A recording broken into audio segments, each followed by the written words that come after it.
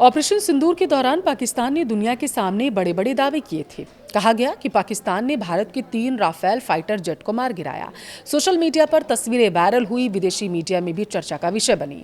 पाकिस्तान ने इसे अपनी बड़ी जीत बताने की कोशिश की, लेकिन अब एक आधिकारिक दस्तावेज यानी कि डॉक्यूमेंट सामने आया है जिसने पाकिस्तान के इन दावों की हवा निकाल कर रख दी। और सबसे बड़ी बात ये कि ये खुलासा किसी राजनीतिक बयान या टीवी डिबेट्स में नहीं हुआ है, बल्कि खुद भारतीय वायुसेना के सरकारी टेंडर डॉक्यूमेंट से ये खुलासा हुआ।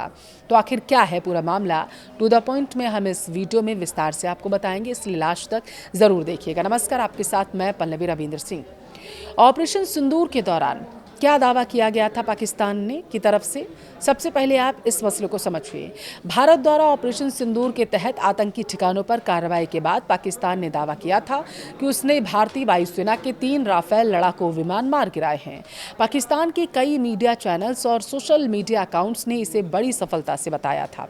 हालांकि इन दावों के समर्थन में पाकिस्तान अभी कोई विश्वसनीय सबूत पेश नहीं कर पाया है, ना कोई मलबा दिखा पाया, ना कोई सैटेलाइट तस्वीर उसके पास है जो उसने दिखाया हो, और ना ही कोई स्वतंत्र एजेंसी निकलकर सामने आई जिसने पाकिस्तान के इस दावे की पुष्टि की। हालांकि दावा ये किया गया कि अभी ये सब हवा में दावे थे। वो बात अलग है कि विपक्ष ने इन दावों को उछाला और अंतर्राष्ट्रीय पटल पर चर्चा का विषय बनी। देखिए, अब सामने आया भारतीय वायुसेना का वो डॉक्यूमेंट जिसने सभी की बयानों को हिला कर रख दिया। हाल ही में भारतीय वायुसेना ने फ्रांस की कंपनी डसॉल्ट एविएशन और इंजन निर्माता सैफ्रॉन एयरक्राफ्ट इंजन्स के लिए एक रिक्वेस्ट फॉर प्रपोजल यानी कि RFP जारी किया था। यह डॉक्यूमेंट राफेल लड़ाकू विमानों के रखरखाव और स्पेयर सपोर्ट से जुड़ा हुआ माना जा रहा है। और इसी दस्तावेज में साफ तौर पर लिखा गया है कि भारतीय वायुसेना के पास कुल 36 राफेल हैं और इन्हीं 36 विमानों के लिए अगले 5 महीने के संचालन और रखरखाव की योजना बनाई गई है। अब देखिए, माना यह जा रहा है कि 2250 फ्लाइंग आवर्स का भी जिक्र इस डॉक्यूमेंट में 5 महीने की अवधि के लिए लगभग 2250 फ्लाइंग आवर्स का अनुमान लगाया गया है, किया गया है जिक्र। और यह पूरी गणना 36 विमानों के आधार पर की गई है। रक्षा विशेषज्ञों का मानना है कि अगर वास्तव में कोई राफेल विमान नष्ट हुआ होता तो रखरखाव और उड़ान घंटों की गणना में विमानों की संख्या कम दिखाई देती, लेकिन डॉक्यूमेंट्स में सभी 36 राफेल को सक्रिय बेड़े का हिस्सा माना गया। यानी पाकिस्तान के 3 राफेल गिराने के दावे को यह डॉक्यूमेंट सीधे तौर पर गलत साबित करता है।